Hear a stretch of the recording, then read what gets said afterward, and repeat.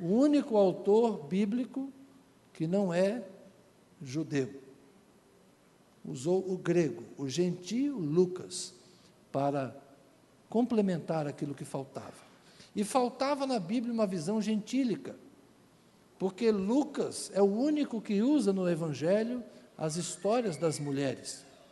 Lucas valoriza as mulheres como os outros evangelistas, por questão cultural, acabam não fazendo.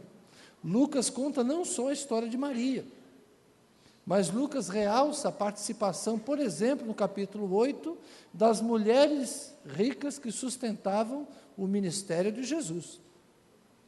Os outros só dizem que o dinheiro ficava na mão de Judas, e esse era ladrão. Mas Lucas conta que o dinheiro vinha, inclusive, de algumas mulheres de posse.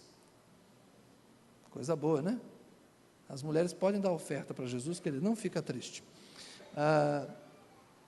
Lucas valoriza alguns depoimentos e conta algumas narrativas que os outros evangelistas não contam. Por exemplo, a mulher cirofenícia, a ressurreição do filho da viúva de Naim.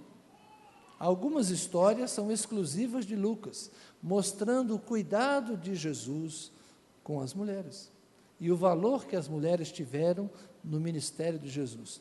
Meninas, aconselho a vocês que tenham por preferência o Evangelho de Lucas. Observem com atenção como Lucas realça o papel feminino no ministério de Jesus. É coisa para vocês perceberem. Assim nascem os evangelhos, para preservar a doutrina, para preservar o ensino, para preservar a verdade, baseando-se naqueles que foram testemunhas oculares. Pedro, com a ajuda de Marcos, Mateus e suas anotações, ele era já acostumado a fazer isso, era publicando. Lucas e a sua pesquisa histórica, respaldado também pela autoridade de Paulo, que caminhava com ele. E, por fim, João, que escreve tardiamente, talvez lá pelos anos 80, 50 anos quase depois da morte de Jesus, João vai escrever o seu evangelho, ele sim enfrentando com maior gravidade as heresias. O evangelho de João é um evangelho de um momento mais helenizado da fé cristã, já superando aqueles problemas do conflito com o judaísmo, até Atos capítulo 15, por exemplo. O evangelho de João é um evangelho mais tardio, é um evangelho posterior, e o grande desafio nos dias de João já não era a questão judaizante, mas era principalmente a convivência no mundo pagão. Por isso João trabalha com termos mais gregos. No princípio era o verbo era Deus, e o verbo estava com Deus. João trabalha a terminologia própria dos gregos. Ele era naturalmente um judeu, falava principalmente aramaico. O texto indica isso, de que ele não era um homem de fala grega, mas ele usa os ensinos que os gregos precisavam compreender acerca da verdade do Evangelho. João é um evangelho diferenciado porque ele já visa uma igreja de maioria gentílica e não de maioria judaica. Essa é a grande diferença de João. Mateus, Marcos e Lucas escrevem para uma igreja onde ainda predomina o pensamento judeu. Mas João escreve muitos anos depois, quando os gentios já haviam se tornado maioria. E as necessidades da compreensão do Evangelho, de quem vinha de uma cultura pagã, eram diferentes das necessidades dos judeus que haviam se convertido a Jesus Cristo. Mas os quatro têm o mesmo objetivo: preservar a verdade, preservar a sã doutrina, registrar fielmente a vida e a obra de Jesus Cristo. Amém?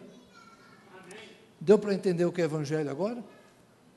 Amém. Evangelho é a verdade da vida, obra e ensino de Jesus, preservado por aqueles que foram testemunhas oculares, viram e ouviram. O que nós cremos hoje, o que nós entendemos hoje, o que nós pregamos hoje, aquilo que eles nos legaram. O que inspirou cada um deles? Bom, João dá a sua definição, capítulo 20, verso 31, ele fala: Jesus fez muitas outras coisas, mas estes sinais foram escritos para que vocês creiam que Ele é o Filho de Deus. E, crendo nele, vocês tenham a vida eterna. O objetivo de João era convencer os seus leitores que Jesus Cristo era o Filho de Deus. E tendo esta fé em Jesus como Filho de Deus, eles seriam salvos. Portanto, o Evangelho não é só boas novas, não é só boas notícias. O Evangelho significa crer que Jesus Cristo é o Filho de Deus. E para um grego isso é difícil. No mundo pagão, entender que um judeu nascido pobre na Palestina era o Filho de Deus, para um grego isso é loucura. É o que Paulo teria dito anos antes. Mas para um grego, para um judeu helenista ser salvo, ele precisava crer que Jesus Cristo era o Filho de Deus. Por que Mateus escreveu o Evangelho? No capítulo 24 está escrito lá, né? Quando Jesus anuncia as últimas coisas, fala: e esse Evangelho será pregado em todos os cantos do mundo, a todas as nações. Espera aí, se o Evangelho vai ser pregado a todas as nações, é melhor que a gente escreva, porque senão, daqui a pouco ninguém mais sabe o que é e o que não é. Marcos, nós já lemos o depoimento de Pedro. Eu quero que vocês guardem a verdade dos fatos que eu fui testemunha. Então, estou me esforçando para que vocês não se esqueçam. Está escrito aí a minha versão. E Lucas? Muita gente está escrevendo. Tem muitos relatos. Eu resolvi fazer uma pesquisa e um relato organizado. Então, os 4 evangelistas tiveram a mesma motivação: preservar o verdadeiro ensino de Jesus Cristo.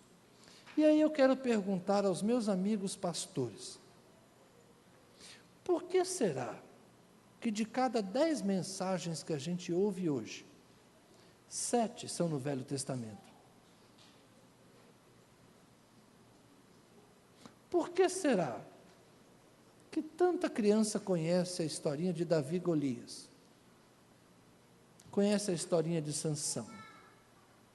Mas a gente cada vez mais ignora as palavras de Jesus. Por que será que se prega tão pouco nos evangelhos? A gente ouve apenas Zaqueu, Bartimeu, o paralítico que os amigos trouxeram, a mulher hemorrágica. Por que que a gente não prega o sermão escatológico? Ninguém arrisca. Por que que a gente não prega Mateus 19, acerca do divórcio? Por que que a gente não prega Lucas 12, acerca das preocupações com este mundo? E a gente vê tanta gente pregando teologia da prosperidade. Eu quero dar uma sugestão a vocês, alunos do seminário. Um conselho que eu tenho dado a muitos jovens em formação. De cada 5 pregações suas, que 3 sejam no Evangelho. Uma no Antigo Testamento, para o povo saber que aquilo também é a palavra de Deus. E uma nas epístolas, no Apocalipse, Atos, mas prega principalmente o Evangelho. Eu trabalho mais ou menos 5, por uma e por outra. A igreja que eu pastoreio ouve muitos evangelhos, da minha boca pelo menos, porque eu fui constituído para ser um pregador do Evangelho.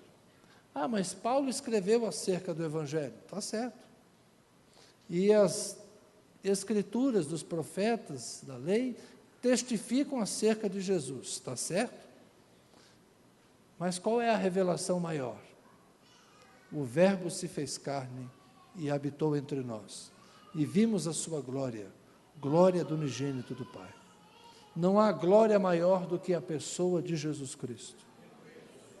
A nossa fonte, a fonte de Paulo é Jesus. Eu recebi do Senhor o que também vos ensinei. Paulo se inspirava em Jesus. E a gente só prega Paulo. Jesus disse certa vez, e Paulo também disse de certa maneira, não é, que Moisés já é pregado todo sábado na sinagoga. Então deixa os judeus pregarem o Antigo Testamento. Vamos pregar o Novo, gente. Vamos parar de fazer metáforas no Antigo Testamento, analogias, e vamos pregar o Evangelho, para que as pessoas entendam simplesmente aquilo que Jesus disse. Lê o Evangelho e prega o Evangelho, só isso. Como disse nosso irmão no início, o Evangelho é simples, faz o fácil. Fica além do Isaías, depois não entende o contexto histórico, mistura. Fica além do Ezequiel, o vale de ossos secos, e prega totalmente o contrário do que devia.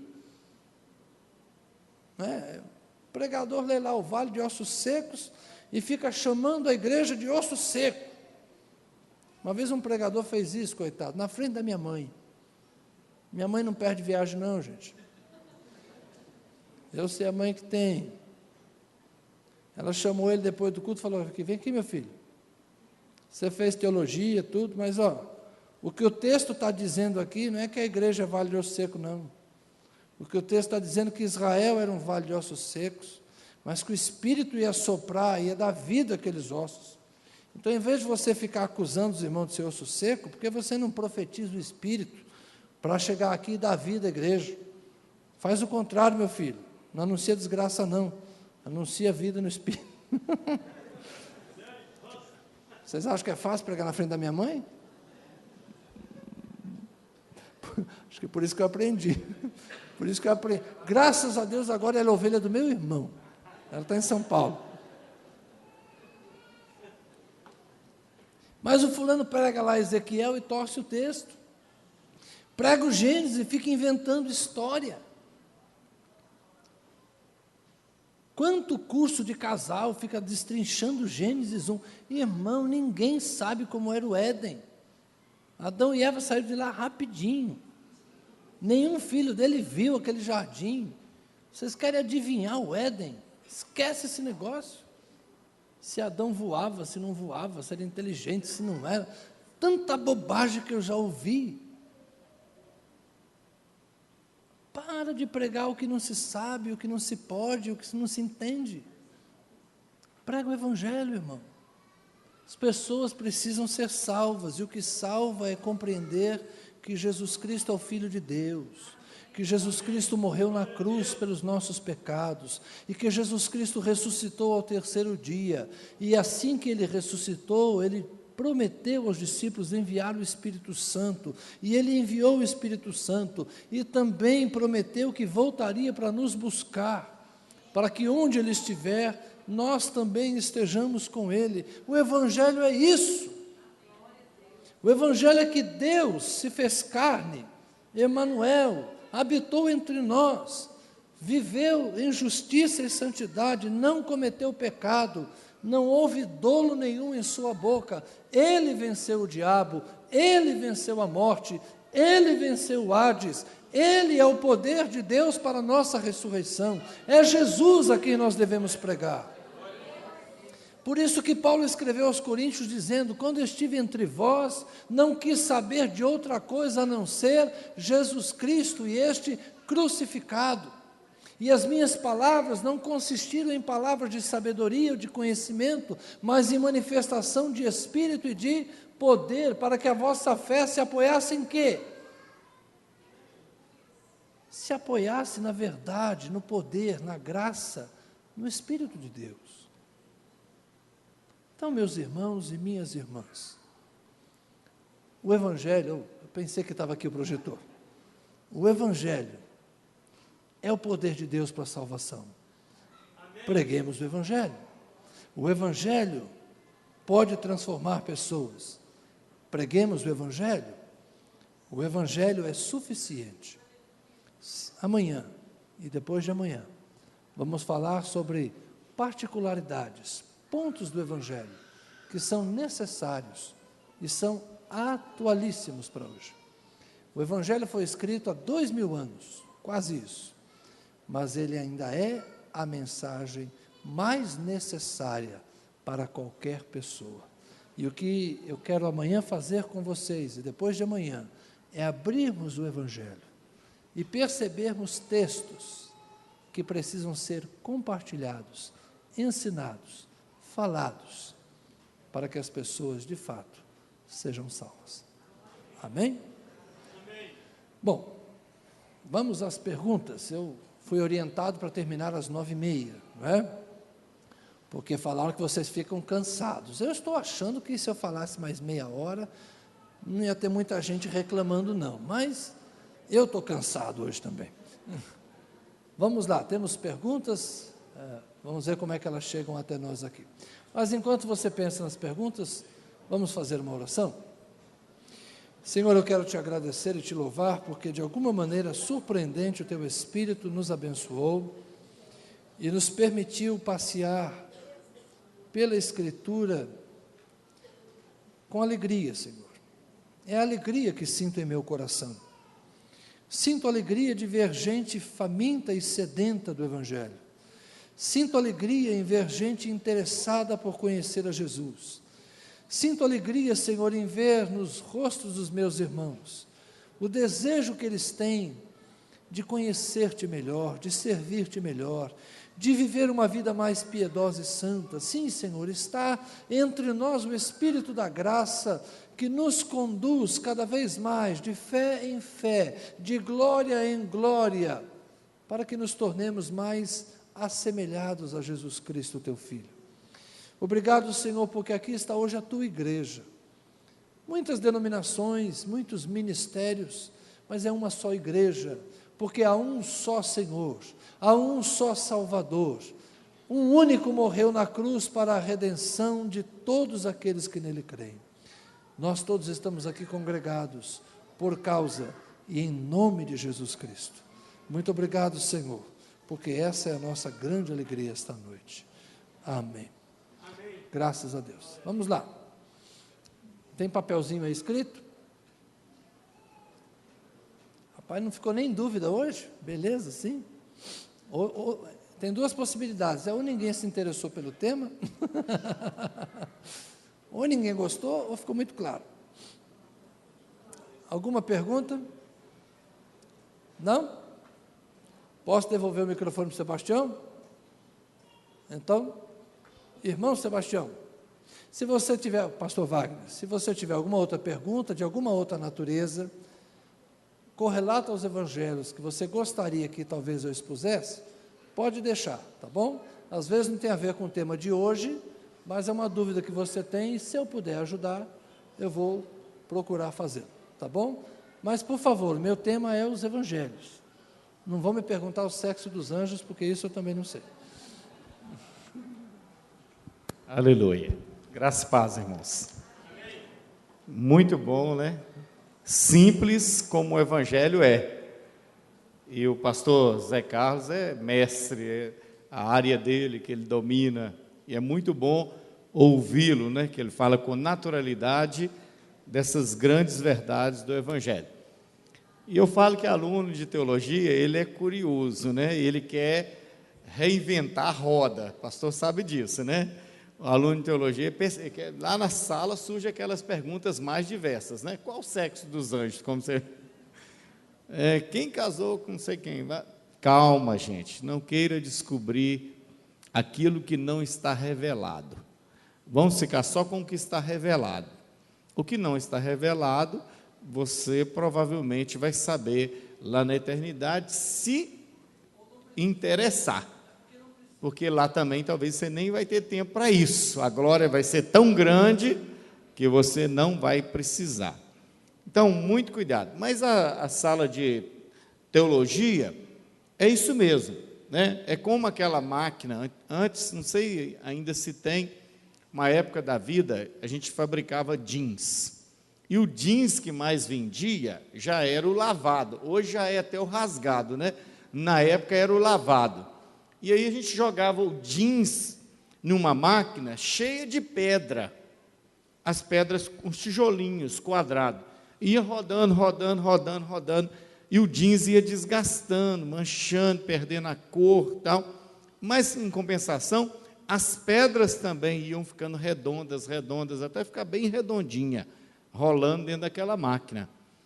Uma sala de teologia é para te rolar, rolar, rolar, rolar, te lava, muda o seu estilo de pensamento, amacia o seu couro, você aprende mais, vai ficar mais light, mais macio. A ouvir uma heresia e não morrer na fé, que acaba ouvindo, mas te fortalece na palavra, quando você não perde o foco, que é a palavra. Então, escuta de tudo, retende o que é bom e caminha com o Senhor. Irmãos, olha, volte à simplicidade, como a irmã disse na abertura. O Evangelho é simples. Volte à simplicidade do Evangelho, né, e não queira inventar ou reinventar a roda para pregar, né? Às vezes o camarada chega diante de um público tão simples e ele começa a falar, e no original, no grego é assim, e a palavra é essa, e não sei o quê, e no final o irmãozinho sai da igreja. Como é que é, gente? É para comer? É para não comer? O que o pastor queria dizer? Então nós precisamos voltar à simplicidade. Mensagem dos evangelhos, como hoje, com muita simplicidade, para mim foi muito esclarecedor, viu, pastor? Muito obrigado já pela sua presença. Eu queria ter um pastor assim, né? Eu queria ter um pastor assim. Sabe a palavra, né? Vamos nos colocar de pé. Amanhã, às 19h30, você vai vir e convidar mais pessoas para vir, tá bom? Venha amanhã, não venha porque é uma aula e é obrigatória vir, venha e convida mais pessoas, não saia por enquanto, espere um pouco, ali atrás tem algumas camisas, parece que são para vender, né, Sebastião? Aquelas camisas do seminário, se for para doar, você avisa também para a gente, né? Nós vamos fazer, começa com a sua, né? Não, amanhã o professor já vai vir com a camisa de seminário, né? Então, uma unção especial. Vamos orar? Dê a mão à pessoa que está do seu lado, feche os corredores.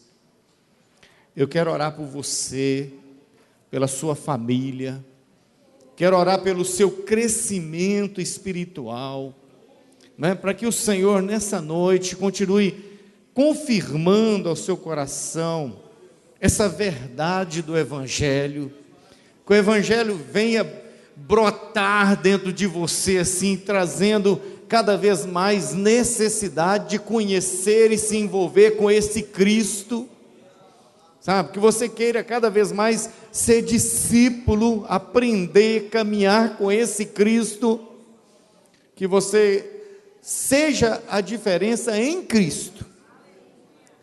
Senhor, muito obrigado pelo Evangelho, as boas novas que chegaram à nossa vida, à nossa casa. Deus, o Senhor já nos transformou e tem nos transformado dia após dia, Senhor. E é maravilhoso ouvirmos, ó Deus, o Evangelho, a palavra, ó Deus, com profundidade nessa noite, simples e profunda, da mensagem que o Senhor quis preservar para que chegasse até nós.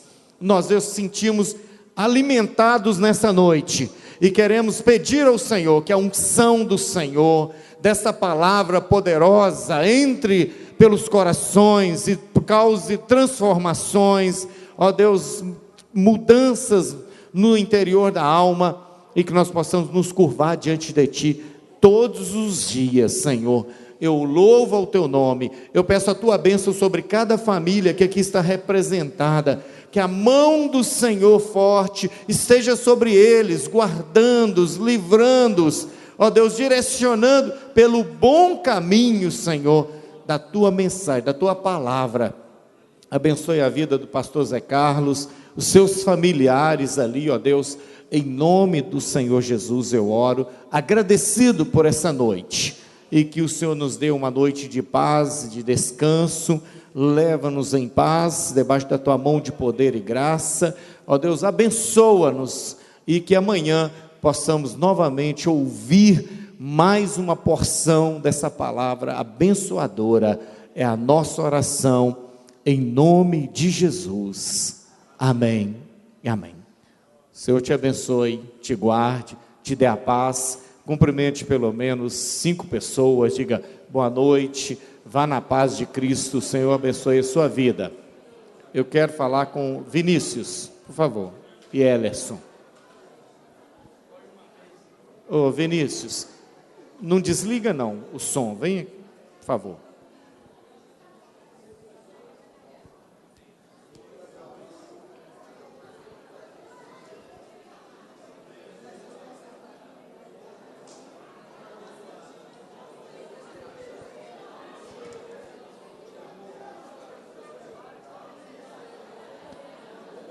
Ei, som. Aqui.